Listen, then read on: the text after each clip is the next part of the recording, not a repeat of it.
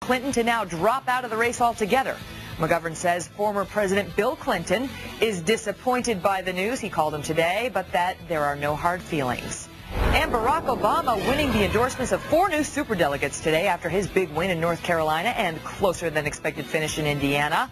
Among his new supporters, the chairperson of North Carolina's Democratic Party, who was a Clinton supporter but jumped ship to Obama today. We're going to have more on these brand new endorsements right now inside the strategy room. Bill?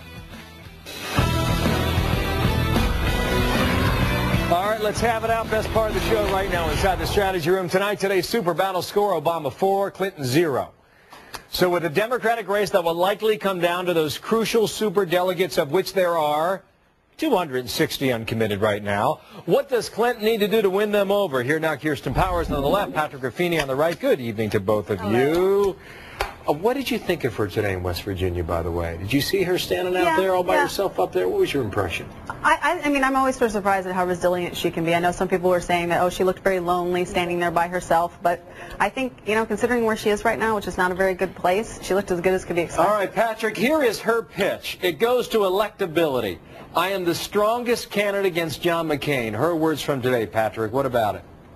On the merits, she has a very strong argument to the superdelegates. Look, she has won the states that a Democrat would need to win in a general election: Ohio, Pennsylvania, Michigan, Florida. The problem for Hillary Clinton at this point is the superdelegates are not going to even think about overturning the perceived will of the voters and the perceived will of the majority of the pledged delegates unless the voters give them some cover, and they didn't do that last night. Kirsten, you're shaking your head on that. You agree? Superdelegates really don't want to side this thing, I think that's right. The Obama campaign won this battle on the narrative of the superdelegates, because the reality is the superdelegates are allowed to just exercise their best judgment. They're supposed to protect the party, meaning choosing the strongest candidate for the fall. So they could technically choose Hillary Clinton if they thought she was stronger, but the narrative has been set. It's the pledged delegates. It's the pledged delegates. That's what they said over and over again. And now anything other than the person who got the pledged delegates being the nominee will be seen as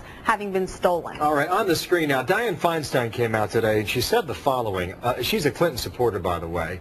Last night was certainly an interesting night. The question comes down, how do you get to 2,025 delegates?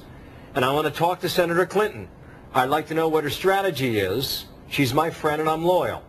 On the other hand, I don't want to rip the party asunder. And so I think on this one, the key is really in the strategy and whether the strategy is workable. Patrick, that tells me that she needs to be convinced by Hillary Clinton, does it not?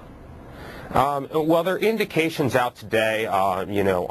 Lawrence O'Donnell had a piece out today that Hillary Clinton may not fight this out to the convention, that she may just wait it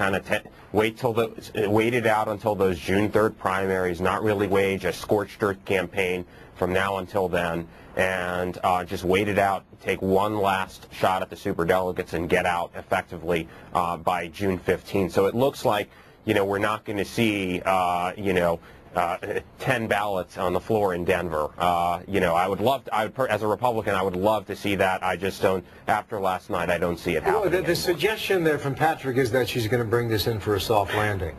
Well, I think what she's going to do, last night was her last chance, really. It wasn't, there's no surprises from here on out. If you're going to have a game changer, it had to happen last night. She's expected to win upcoming states, so if she wins, nobody's going to care. Well, one of those upcoming states is West Virginia, not to cut you off here. She could win that state handily. Maybe 15, 20 points. It's not going to make any difference, though. Right, but that goes back to her point about electability. How can then you have a nominee in Barack Obama who's losing states this late in the game by 20 points?